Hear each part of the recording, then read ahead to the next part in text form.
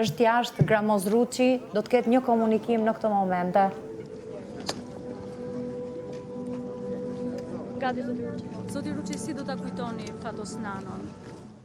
Një kombë e një popull e të shfaqë veten me njerëzit në zjerë. Por një herë e shfaqë veten edhe për mënyrën, formën dhe përmbajtjen se si nderon e se si i përkujton ata. Sot është dita që të nderojmë e të përkujtojmë Fatos Nanon. Fatos Nanon si të parë si themelus të Partisë Socialiste. Si i parë si reformus i Partisë Socialiste. Si i parë si demokratizus i Partisë Socialiste. Si i parë si transformus i Partisë Socialiste.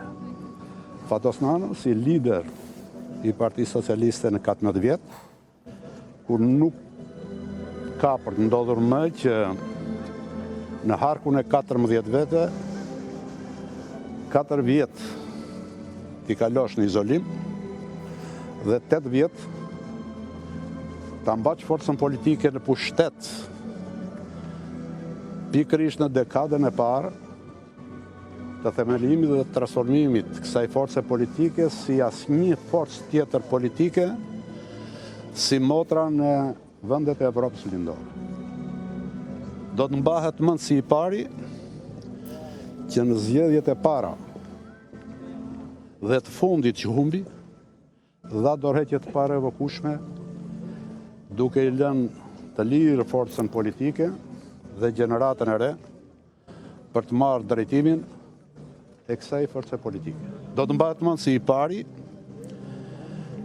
që tezën që ai tha se kur erdhi në pushtet se do të sakrifikojnë pushtet për ndërtuar shtet, se kishte thjesht një predikim. Por e bëri realitet.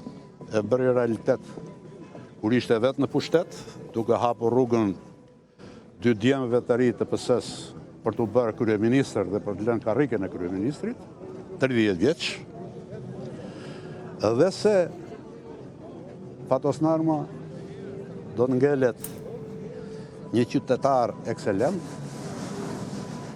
një intelektual i klasit parë, një politikan race, dhe do të mbahet mend më së fundi si i pari politikan që në demokraci është persekutuar 4 vjetë.